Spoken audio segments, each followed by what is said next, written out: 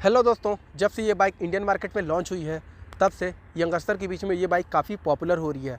और इसका पॉपुलर होना वाजिब भी है, क्योंकि इतने सीसी की बाइक आपको इतने कम प्राइस में मिल रहा है, तो इसका पॉपुलर होना तो वाजिब है। इसके साथ साथ इसके यूनिट काफ़ी ज़ोर शोर से बिक रहे हैं, काफ़ी लोग इसको ख़रीद रहे हैं। लेकिन आपने एक चीज़ नोटिस किया होगा कि जैसे जैसे इसकी यूनिट बिक रहे हैं, उसी टाइप से इसके एक्सीडेंट के केस भी काफ़ी हद तक बढ़ रहे हैं।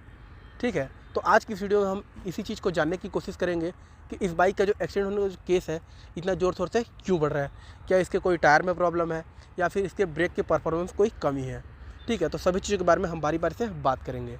तो इसके एक्सीडेंट के केस को मैं एक एग्जांपल के तौर पे आपको समझाता हूँ। ठीक है, जब हम किसी हायर सीसी की बाइक को इमेजिन करते हैं, चाहे वो 400 सीसी हो, 500 सीसी हो या 600 सीसी हो, तो हमारे मन में एक इमेज क्रिएट होता है जिसमें हम ये इमेजिन करते हैं कि यार अगर 400 सीसी की बाइक है, 500 सीसी की बाइक है, तो उसका बॉडी भी बहुत बड़ा होगा, बहुत ही बल्कि होगा। इसके अलावा उसके टायर बड़े होंगे, उसका डिस्क प्लेट का साइज़ बड़ा होगा। तो ये हमारे माइंड में क्रिएट होता है और जब हम उसको सामने से देखते हैं तो हम वही पाते हैं कि हाँ यार, उसका साइज़ वाकई में बड़ा है, इसके टायर बड़े हैं, इसके ब्रेक्स बड़े हैं। ठीक है, तो उस हिसाब से हमारे मन में उसके लिए एक थोड़ा डर पैदा होता है कि इतनी बड़ी बाइक है, हम कभी चलाए नहीं हैं, तो उसको जब हमको चलाने दिया जाता है, हमको चलाने का मौका मिलता है, तो उस बाइक को हम बहुत ही संभल के चलाते हैं। यूज़ टू होने के लिए काफ़ी टाइम तक चलाते हैं। तो मतलब थोड़ा स्टार्टिंग में डर लगता है हमको उसको चलाने में, तो हम उसको स्लो चलाते हैं काफ़ी दिनों तक, और जब हम उस पे एक्सपर्ट हो जाते हैं तब जाके स्पीड चलाते हैं। ठीक है, तो NS 400 के केस में यही चीज़ आपको एकदम उल्टा देखने को मिलेगा। ठीक है, 400 सीसी की बाइक आपको NS 400Z में देखने को मिलेगा, लेकिन जो NS 400 का बॉडी है वो आपको NS 200 वाला ही देखने को मिलेगा।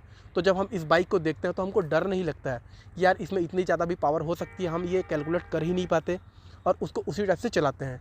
सेम केस में आप देखोगे कि डोमिनार में भी सेम इंजन आपको देखने को मिल जाएगा, लेकिन जब आप डोमिनार के बॉडी को देखोगे तो वो 200 किलो का भारी भरकम एक सांड जैसे लगता है। तो हमको देख के ही डर लगता है। शुरू से हम समझ जाते हैं कि नहीं यार, इसको तो थोड़ा प्रॉब्लम होगा चलाने में, इसको हैंडल करने में, इसके साथ डील करने में थोड़ा दिक्कत हो सकता है। इसीलिए हम उसको धीरे धीरे चलाते हैं और काफ़ी लंबा टाइम तक चलाते हैं, तब जाके हम उसको हायर स्पीड पे जाने की कोशिश करते हैं। ठीक है, लेकिन NS 400 के केस में ऐसा नहीं है। जब आप इतने 400 सीसी की बाइक एक NS 200 वाले इंजन में आप देखने को मिलेगा, मतलब इंजन तो लगभग सेम ही है NS 200 और NS 400 का, तो हमको इस बाइक को देख के डर नहीं लगता। और जब हमको डर नहीं लगता तो हम इसको सामान्य तौर पे लेते हैं, एकदम नॉर्मल तौर पे लेते हैं कि यार NS 200 जैसे ही भगाएंगे और कंट्रोल भी उसी तरीके से हो जाएगा। लेकिन मैं आपको बता दूं कि इस बाइक में आपको 40 bhp की बाइक पावर मिलती है, जो मजाक नहीं होता, बहुत ही ज़्यादा पावरफुल होती है। ठीक है, तो यही इसका रीज़न है एक्सीडेंट होने का। और ख़ासकर जब बिगिनर्स के केस में आपको देखने को मिलेगा कि एक्सीडेंट के केस आपको ज़्यादा देखने को मिल जाएगा। लेकिन जो 250 सीसी की बाइक, 200 सीसी की बाइक, 300 सीसी की बाइक चला चुके हैं, उसके बाद NS 400Z को चला रहे हैं, तो उनके में एक्सीडेंट होने का जो केस है वो काफ़ी हद तक कम मिलेगा।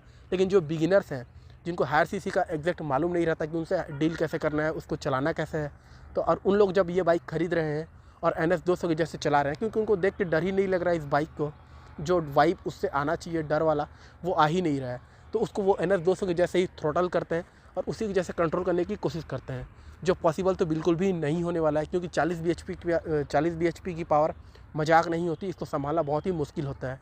ठीक है, तो यही इसका कारण मेरे को पर्सनली लगता है कि इसके एक्सीडेंट होने के चांस काफ़ी जो बढ़ रहे हैं, उसका मेन रीज़न यही है कि इस बाइक को देख के लोगों को डर नहीं लगता है और उसको एकदम कैजुअली तरीके से सामान्य तौर पर चलाते हैं, भगाते हैं नॉर्मल बाइक की तरह। तो देखो, अगर नॉर्मल बाइक की तरह भगाओगे तो भगा तो सकते हो, बट हाँ, वो नॉर्मल बाइक की तरह कंट्रोल तो बिल्कुल भी नहीं होने वाली है, क्योंकि इतनी ज़्यादा पावर डिलीवरी इसमें आपको मिल जाती है। ठीक है, तो उम्मीद करता हूँ आप लोग समझ रहे होंगे बात को। और एक्सीडेंट होने का जो इसके केस हैं वो इसी तरीके से बढ़ रहे हैं और इसका मेन रीज़न मेरे को यही लगता है। तो गाइस, आज की इस वीडियो में मेरे को यही चीज़ बताना था कि क्यों इस बाइक के एक्सीडेंट के केस काफ़ी हद तक बढ़ रहे हैं। ठीक है, और आप लोग भी कमेंट करके बताना कि आपको क्या लगता है कि इसके एक्सीडेंट होने के जो केस हैं वो क्यों बढ़ रहे हैं। ठीक है, तो चलो मिलते हैं नेक्स्ट वीडियो में। कमेंट करके आप लोग बताना आपके मन में जो भी चलने लगेगा इस बाइक को लेके। ठीक है।